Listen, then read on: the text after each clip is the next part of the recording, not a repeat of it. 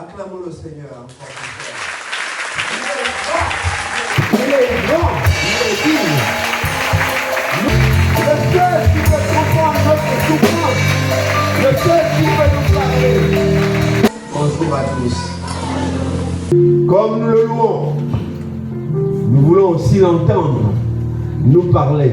Et nous avons un invité dans cette maison pour parler. C'est quelqu'un que nous connaissons parce qu'il a grandi aussi dans cette maison. C'est l'apôtre Justin Pambo. Nous le recevons avec joie et nous prions très fort.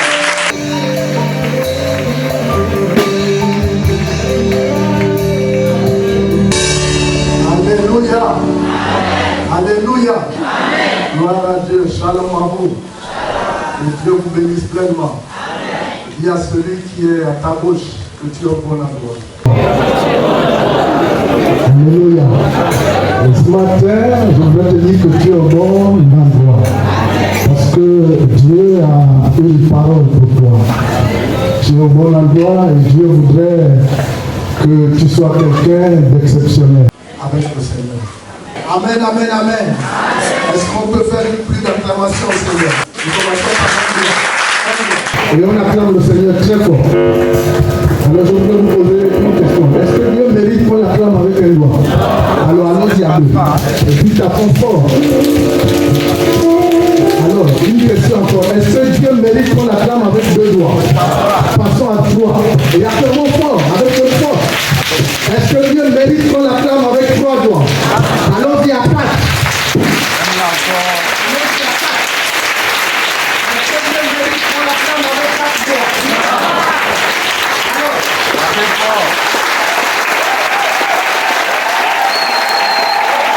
Nous pouvons utiliser la paume de notre main et acclamer celui-là qui a dit vive l'acclamation, vive l'élévation, vive le prier, vive de recevoir le Dieu, le roi des rois, l'alpha et l'oméga, le commencement et la fin.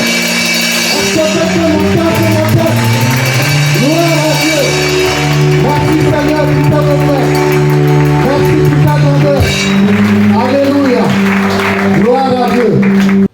Le thème que nous voulons voir, il est le chrétien selon le cœur de Dieu.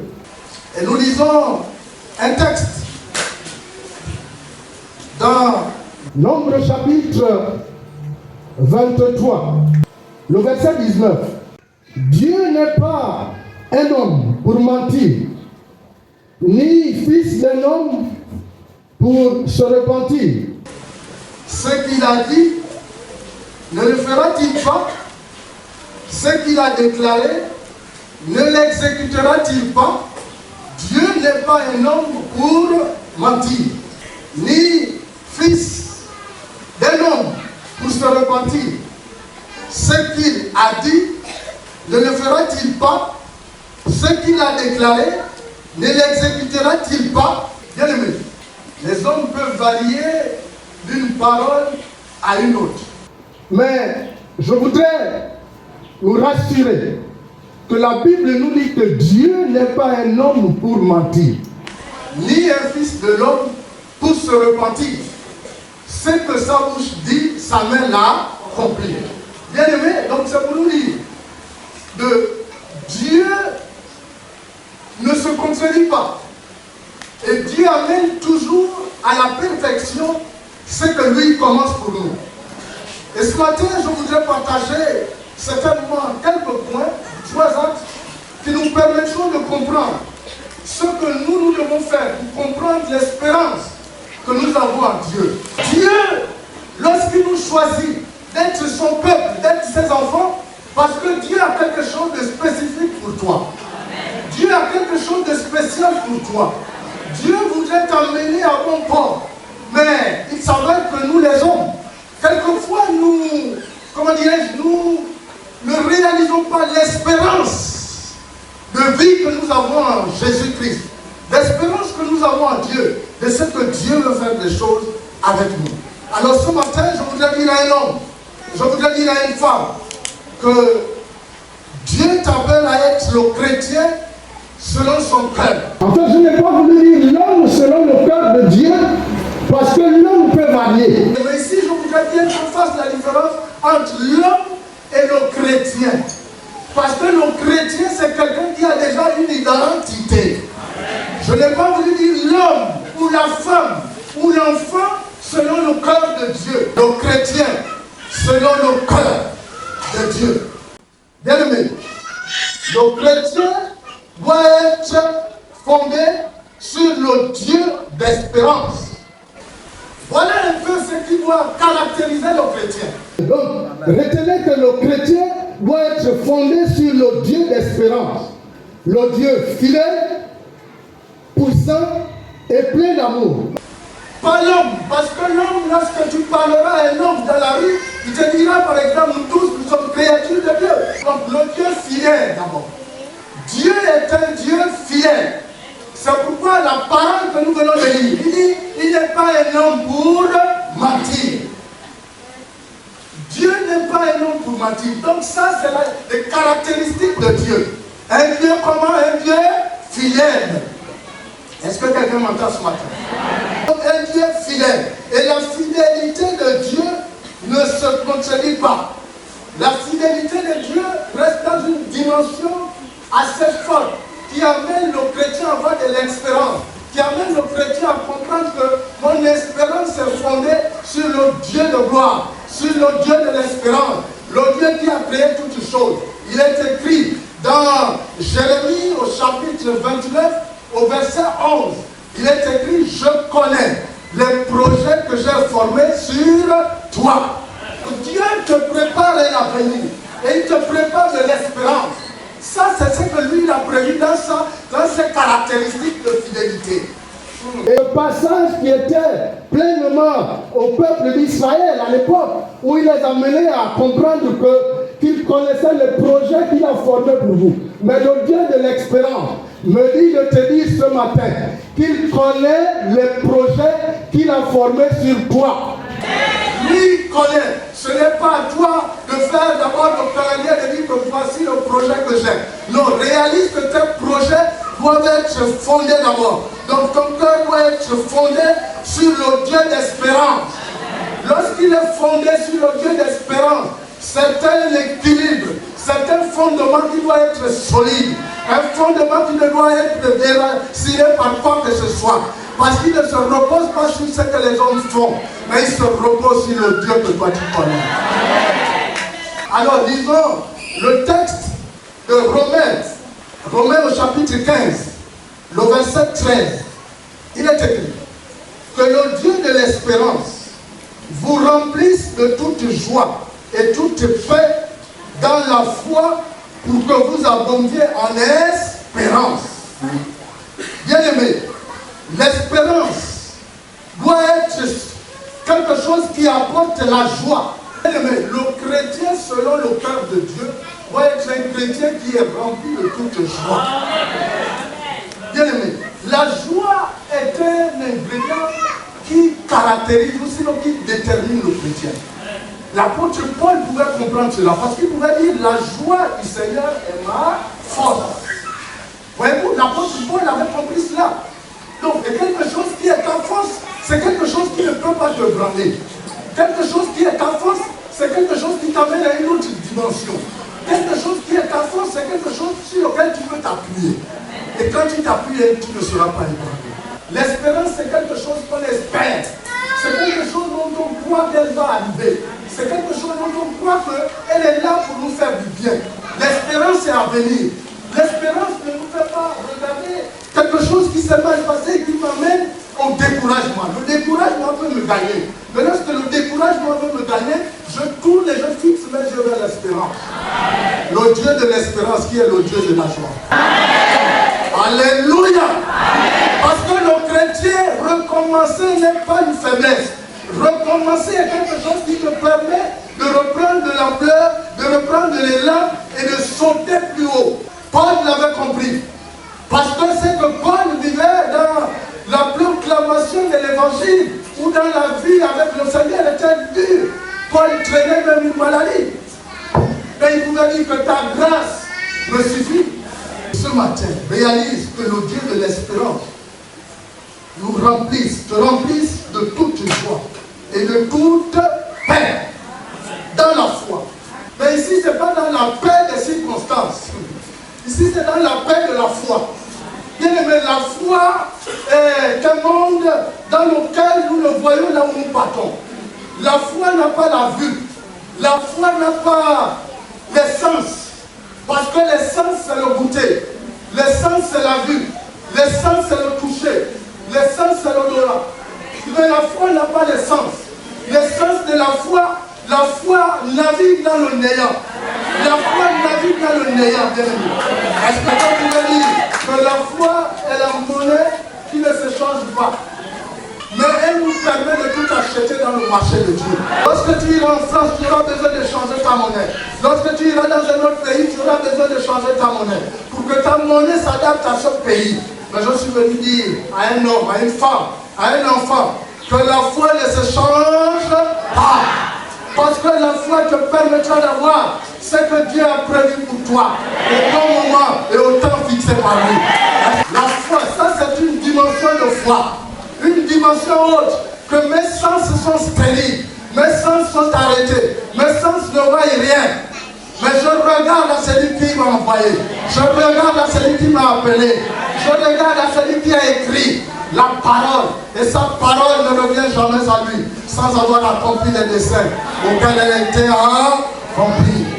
Et la foi nous amène à rentrer dans la puissance de Dieu. La foi nous amène à entrer dans la joie triomphante de Dieu.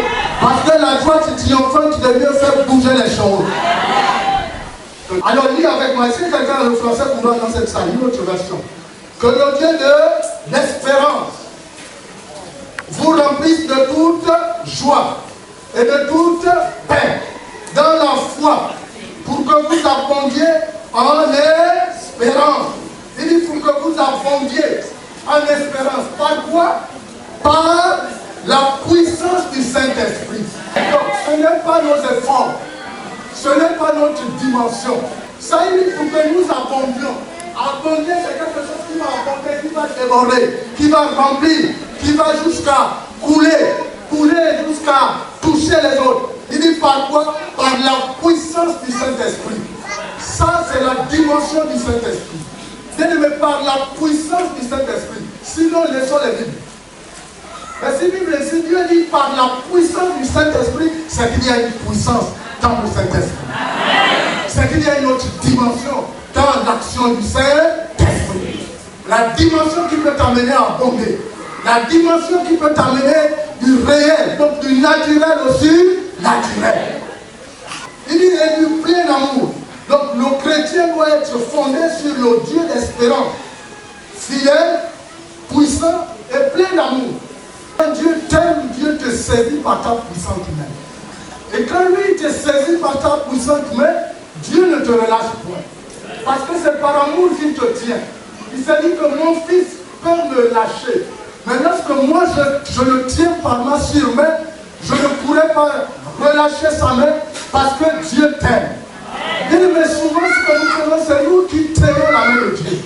Et lorsque nous tenons la main de Dieu, la pesanteur du monde peut nous amener à relâcher la main de Dieu. Les soucis du monde peuvent nous amener à relâcher la main de Dieu. Les épreuves peuvent nous amener à relâcher la main de Dieu.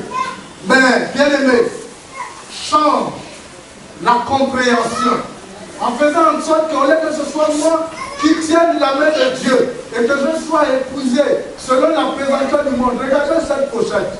Pourquoi elle ne tombe pas? Parce qu'elle est tenue par ma main. Alors, regardez. Pourquoi? Qu'est-ce qu'elle a fait? Elle est... Voyez cette application. Elle est tombée. Ok, pourquoi? Parce que elle a un certain poids. Bien aimé, Dieu voudrait que lui nous tienne. Parce que lorsque lui nous tient, quel que soit le poids, quel que soit ce qui peut arriver, lui ne peut relâcher. Sinon, il ne peut relâcher que par sa propre volonté. La différence, c'est que lorsque c'est nous qui tenons la main de Dieu, il peut arriver que les soucis, tout ce qu'il y a, Tout ce qui peut nous empêcher de nous approcher à Dieu nous amène à relâcher. Et lorsque nous relâchons, effectivement, la pesanteur nous amène à redescendre. Et lorsque nous descendons, c'est quoi exactement? Est-ce le manque de paix? Est-ce le manque de joie?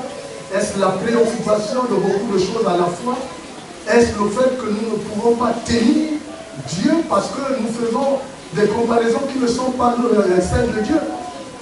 Bien-aimé, je suis venu encourager un homme, encourager une femme, encourager un enfant, pour lui dire que sois le chrétien selon le cœur de Dieu. Et l'amour de Dieu l'amènera à te maintenir dans la dimension que lui a prévue pour toi. Notre espérance doit être centrée sur la personne de Christ.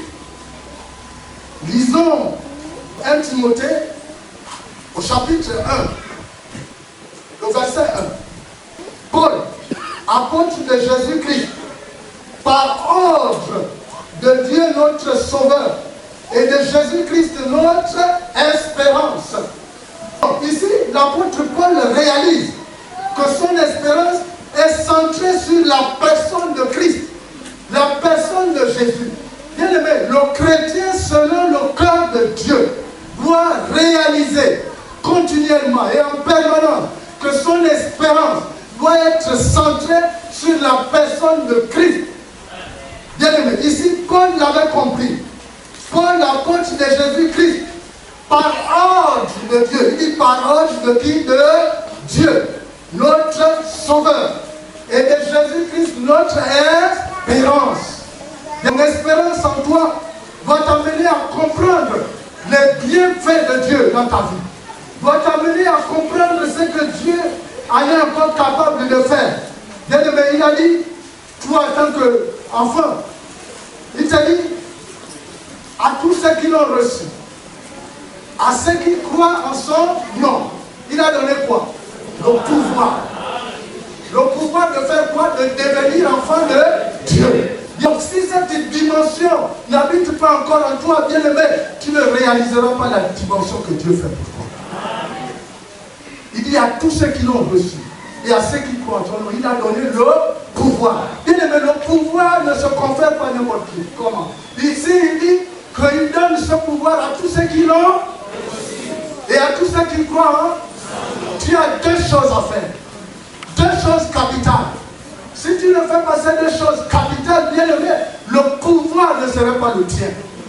Le pouvoir ne serait pas le tien de devenir celui-là que Dieu a choisi. Et que celui-là que Dieu appelle mon enfant. Bien aimé, il dit lesquels sont nés non de la volonté de l'homme. Donc ta naissance n'est pas la programmation d'un calendrier familial. D'un calendrier qui dit je veux mettre au monde. D'un calendrier qui dit je ne veux pas mettre au monde. Ta naissance est selon le calendrier du dessein de Dieu. Dans ce texte-là, Jean au chapitre 1, le verset 12. Mais à tous ceux qui l'ont reçu, à ceux qui croient en son nom, elle a donné quoi? Le pouvoir de devenir enfant de Dieu. Bien aimé, il y a une reconversion. Il y a une vie qui change. Il y a une vie, une identité nouvelle. Parce que l'identité nouvelle te confère le pouvoir de devenir enfant de Dieu. On y va. Lesquels sont nés non du sang, ni de la volonté de la chair, ni de la volonté de l'homme, mais de Dieu. Mais c'est la volonté de Dieu qui change ton identité. Si la volonté de Dieu ne joue pas dans ta vie, en fait, tu seras quelqu'un qui vient accompagner les autres les dimanches. Deux points importants. Le recevoir et l'accepter. Dieu te confère un pouvoir ce matin encore au nom de Jésus. À condition que tu ne sois pas ce chrétien ou cet homme, ou qui s'est converti depuis petit et qui n'a pas encore fait cette réalisation de la conversion ou de vivre selon le cœur de Dieu. Mais ce chrétien qui chaque jour croit que Dieu est avec nous. Effectivement, Dieu dans son espérance, il est là. Mais Dieu voudrait que tu réalises cette dimension où il dit, avec lui, tu es son enfant. et son enfant, ce n'est pas par la volonté d'un homme. Bien-aimé, Dieu n'est pas un homme pour mentir, ni le fils d'un homme pour se repentir. C'est que sa bouche dit, sa main l'accomplit. Gloire à Dieu. Dans 1 Pierre, au chapitre 1, disons le verset 3. Béni soit Dieu, le Père de notre Seigneur Jésus-Christ, qui, selon sa grande miséricorde, nous a régénérés pour une espérance vivante, pour la résurrection de Jésus-Christ d'entre les morts. Voilà encore une autre dimension. Une autre dimension qui doit amener le chrétien selon le corps de Dieu à comprendre que son espérance est centrée sur la personne de Christ. Bien-aimés, nous sommes régénérés. Régénérer, c'est renouveler. Renouveler, non pas seulement dans notre homme extérieur, mais il doit commencer dans notre homme intérieur. Parce que c'est l'homme intérieur qui fait notre source de vie. L'homme intérieur fait notre source de joie. L'homme intérieur fait notre source d'espérance en Christ. Donc nous devons être régénérés. Béni soit Dieu le Père de notre Seigneur Jésus-Christ, qui selon sa grande miséricorde nous a régénérés pour une espérance vivante par la résurrection de Jésus-Christ d'entre les morts. Je suis venu dire à quelqu'un ce matin que le tombeau est vide. Jésus-Christ de Nazareth, oui, il est mort, il est ressuscité, il est assis à la droite de Dieu le Père et il intercède pour toi. Et s'il est ressuscité, c'est que ton espérance doit être fondée sur la personne de Jésus. Parce qu'il a porté tes maladies, il a porté tes souffrances, il a porté tes iniquités, il a porté tout ce qui accablait ta vie. Et il est assis aujourd'hui à la droite de Dieu le Père. Si la mort l'avait retenu, bien aimé, nous ne serions pas dans cet endroit. Mais la Bible dit que la mort n'a pas pu le retenir. Il est sorti victorieux du tombeau. Et l'espérance du chrétien doit être une espérance vivante qui nous amène à réaliser que Christ est ressuscité, bien-aimé. Il t'amène à réaliser que tu ne dois plus être cet homme ou cette femme, bien-aimé, qui n'a pas une expérience vivante, mais qui a une espérance fondée sur le Dieu de l'espérance, le Dieu d'amour, le Dieu de fidélité, le Dieu puissant, celui qui crée tout, qui a le pouvoir de recréer, même lorsque tout semble être fini, mais lui il a le pouvoir de tout recréer. Il a le pouvoir de tout ramener à la dimension vitale, parce qu'il n'est pas un Dieu pour mentir, ni le fils d'un homme pour se repentir. Ce que sa parole déclare, il l'accomplit toujours. Est-ce que je peux avoir la même force ce matin?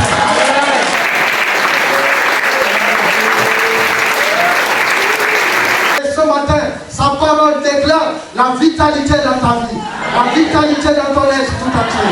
Et cette vitalité doit commencer par ton homme intérieur, bien-aimé. Parce que ton espérance doit être centrée sur la fidélité de Dieu, centré sur la puissance de Dieu, centré sur le plein amour de Dieu, parce qu'il n'est pas un homme pour mentir. Est-ce que quelqu'un m'entend ce matin? Son espérance est centrée sur la personne de Christ, bien-aimé. Si ton espérance n'est pas centrée sur la personne de Christ, elle sera centrée sur l'homme. Et si tu écoutes les déboires de l'homme, tu seras en défaillance. Bien-aimé, l'homme peut te décevoir. Mais j'ai une bonne nouvelle pour toi ce matin. Est-ce que tu peux me dire, vas-y, déclare la bonne nouvelle? Le Dieu qui ne déçoit pas marche à tes côtés. Est-ce que quelqu'un m'entend ce matin? Le Dieu qui ne déçoit pas marche à tes côtés. Oui, dis-le avec moi. Le Dieu qui ne déçoit pas marche à mes côtés. Parce que sa droite triomphante est là. Lorsque l'ennemi viendra à gauche, ce n'est pas ta main gauche qui ira te défendre, non plus ta main droite qui ira te défendre, mais c'est la main du Dieu grand et redoutable qui ira te défendre, parce qu'il marche à tes côtés. Alléluia. Je connais une dame, et puis elle a donné naissance à la maison. Et pendant qu'elle est en train de donner naissance, vous savez, c'est la plus grande fille. Elle n'a que 6 ans. Au moment où l'enfant est en train de sortir, la maman n'a même pas 30 ans. Bien aimé, c'est un enfant de 6 ans qui prend le pas pour faire en sorte que l'enfant qui sortira ne puisse pas sortir à même le sol. Et c'est un enfant de moins de 3 ans qui se met à ce côté avec sa mère et qui appuie. Un autre enfant de moins de 3 ans qui prend un poussin pour le mettre ici, au dos de sa mère, pour que la maman soit dans les conditions adéquates pour sortir l'enfant. Voyez-vous, bien aimé, toi qui as peut-être 30 ans, 34 ans, essaye cette expérience. Ce qui est impossible à l'homme est possible à Dieu. Quand Dieu veut glorifier son nom, Dieu amène à agir à l'impossibilité. Mais là, Dieu nous amène à réaliser que là où s'arrêtent nos limites,